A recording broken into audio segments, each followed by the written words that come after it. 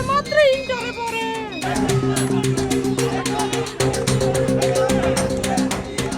আমি বাংলাদেশ নিয়ে কোনো কথা করতে পারি না।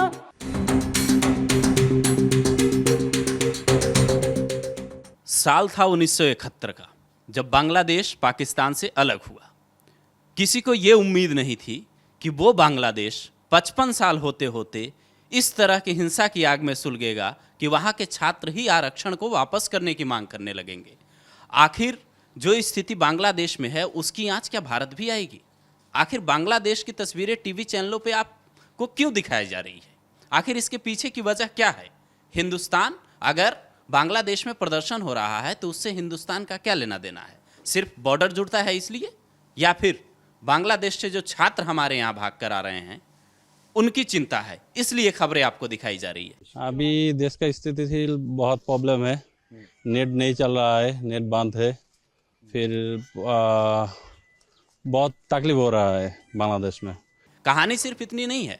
जैसे हम इतिहास के पन्नों में पढ़ते हैं कि किसी भी आंदोलन के पीछे 3 तरह के कारण होते हैं। पहला राजनीतिक कारण, दूसरा तात्कालिक कारण और तीसरा सामाजिक कारण। वैसे ही बांग्लादेश में जो चल रहा है उसके 3 तरह के कारण हैं। राजनीतिक कारण ये ठीक वैसा ही है जैसे हिंदुस्तान में कांग्रेस की सत्ता कई सालों तक रही, कई दशकों तक रही।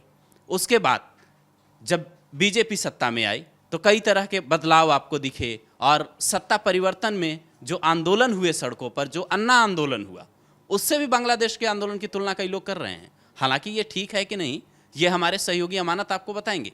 लेकिन तात्कालिक कारण जो वहाँ पे है, जो आंदोलन चल रहा है, उसकी वजह है हाई कोर्ट का फैसला। सुप्रीम कोर्ट ने फैसले पे स्टे लगा दिया है, जिसकी जानकारी अभी अभी आई है। और जो वहाँ पे आंदोलन का जो मेन मकसद है, आंदोलन जिस वजह से हो रहा है, वो इसलिए है क्योंकि स्वतंत्रता सेनानी जो वहाँ पे 1971 के आंदोलन में रहे हैं, उनके परिवार वालों को 30% आरक्षण दिया जा रहा है। आप जरा सोचिए, हिंदुस्तान में सिर्फ स्वतंत्रता सेनानियों के परिवारों के लिए 3% आरक्षण है। दिव्यांग कोटा हिंदुस्तान में ज़्यादा है, वहाँ सिर्फ 1% है। इस मसले पे आपको अमानत विशेष जानकारी देंगे क्योंकि वो इस खबर पे लगातार नज़र बनाए हुए हैं। इसके कुछ और भी पहलू हैं जो दर्शकों को जानना चाहिए कि जो प्रदर्शनकारी है ना अभिषेक जी, उनका मानना है कि जो उसकी जो वहाँ की जो परमानेंट पार्टी है, जो जिसकी अभी सरकार है बांग्लादेश में, प्रदर्शनकारियों का मानना है कि इसका फ़ायदा सिर्फ जो है शेख हसीना की पार्टी को हो रहा है। वो इस वजह से हो रहा है क्योंकि जो अग्रणी भूमिका अदा किए थे उस जंग में, पाकिस्तान से जंग में, जब ये बांग्लादेश मुक्त होकर के नया देश बना था, उस समय जो है ये आगे आकर के लड़े थे पाकिस्तान के खिलाफ। इनकी पार्टी मुस्लिम अवामी लीग जो इनकी पार्टी है और उसकी अभी सरकार है, और दशकों तक इनकी सरकार रही है वहाँ पे। तो उन प्रदर्शनकारियों का मानना है कि इसका जो ये आरक्षण है 30% जिसका आपने जिक्र किया था, उनका मानना है कि इनका इस आरक्षण का सिर्फ फ़ायदा जो है उनके पार्टी के लोगों को है। इस वजह से प्रदर्शनकारियों को लग रहा है कि उसके साथ अन्याय हो रहा है, उसके साथ ज़्यादती हो रही है, तो वो प्रदर्शन कर रहे हैं। और रही बात कि ये लागू जो किया गया था उस समय ये नीड था, उस समय जो है नीड था क्योंकि वो देश आज़ाद होके आया था। ज़्यादातर लोग जो है पाकिस्तान के खिलाफ लड़े थे और भारत का भी उस समय सपोर्ट था, जानते ही हैं। भारत के सहयोग से ही बांग्लादेश एक अलग देश बना, भारत के सहयोग से ही। उस समय भी कई सारे दिक्कतें पेश आई थी, इंडिया के पास भी और बांग्लादेश के पास भी, तो वो ज़रूरत था उस समय, तो वो चलता रहा। 2018 के आसपास इस पे जो है रोक लगा दिया गया, सरकार ने इस पे रोक लगा दी कि ये अब नहीं चलेगा।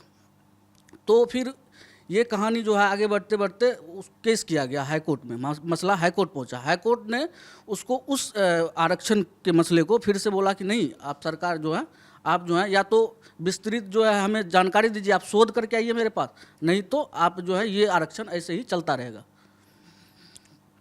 तो इस पे जो है अभी हाल के दिनों में प्रदर्शन शुरू हुए। प्रदर्शन जब शुरू हुए तो शुरुआती दिनों में स्लो था प्रदर्शन, मतलब हिंसक इतना नहीं था। मंगलवार को एक वहाँ पे भाषण होता है, इसका बयान आता है, उससे वहाँ के प्रदर्शनकारियों को लगा कि ये भी जो है इस आरक्षण के पक्ष में है।